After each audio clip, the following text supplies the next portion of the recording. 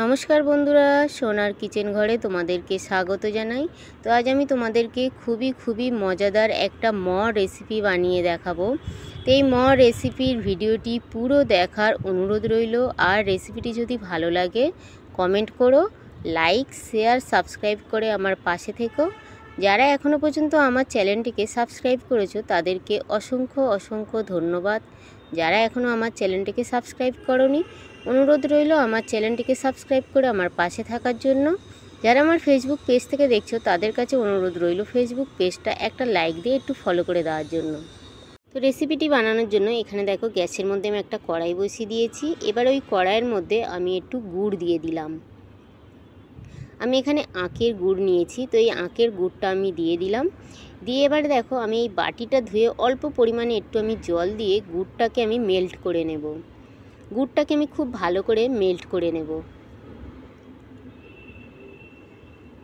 তো এখানে দেখো গুড়টা কিন্তু খুব ভালোভাবে মেল্ট হয়ে গেছে। আর এইভাবে গুড়টাকে কিন্তু আমি পুরোটাই মেল্ট করে নিয়েছি। খুব ভালোভাবে কিন্তু এইভাবে নাড়াচাড়া করে গুড়টাকে কিন্তু খুব ভালোভাবে মেল্ট করে নিতে হবে, যাতে গুড়টার মধ্যে দানা দানা না থাকে। তো ওইভাবে কিন্তু খুব ভালোভাবে গুড়টাকে মেল্ট করে নিতে হবে। তো এখানে দেখো গুড়টা কিন্তু খুব ভালোভাবে ফুটে গুড়টা কিন্তু একদম মেল্ট হয়ে গেছে। এবারে আমি গ্যাসটা বন্ধ করে দেব। গ্যাসটা বন্ধ করে দিয়ে এবারে দেখো গুড়টা কিন্তু আমি গ্যাসটা বন্ধ করে দিলাম। দিয়ে এবারে গুড়টাকে আমি নিচে লাবিয়ে নেব। নিচে লাবিয়ে নিয়ে এখানে দেখো আমি একটা বড় বাটি নিয়েছি আর একটা আমি ছাঁকুনি নিয়েছি। নিয়ে গুড়টাকে আমি একটু ছেঁকে নেব।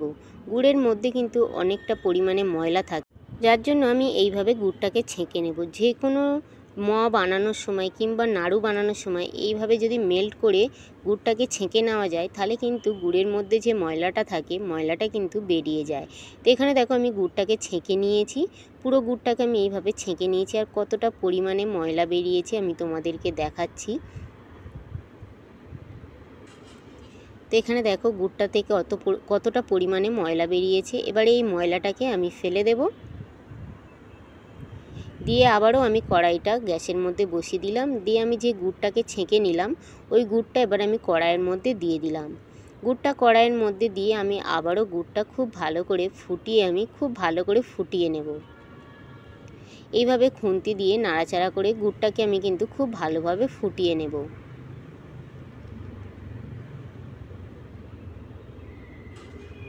যতক্ষণ না গুড়ে থেকে একটা আটালো ভাব আসে ততক্ষণ আমি এইভাবে কিন্তু গুড়টাকে ফোটাতে থাকবো। তো এখানে দেখো গুড়টা কিন্তু ফুটিয়ে কিন্তু অনেকটা পরিমাণে কমে গেছে। তো এবারে দেখো গুড়টাতে আমি দেখব আঠালো ভাব এসছে কিনা। তো এখানে দেখো গুড়টা কিন্তু একটা আঠালো ভাব এসছে। তো এবারে এখানে কিন্তু আমার গুড়টা কিন্তু পুরো রেডি হয়ে গেছে। এবারে এই গরম গুড়ের মধ্যে আমি গ্যাসটা বন্ধ করে দেব। দিয়ে এবারে এই গরম গুড়ের মধ্যে আমি একটু মুড়ি দিয়ে দেব। তো আজ আমি বানাবো মুড়ির তো এখানে দেখো আমি অল্প পরিমাণে প্রথমে একটু মুড়ি দিয়ে দিলাম। দিয়ে আমি খুব ভালো করে নাড়াচাড়া করে নিলাম। আর এখানে কিন্তু আমি গ্যাসটা বন্ধ করে দিয়েছি।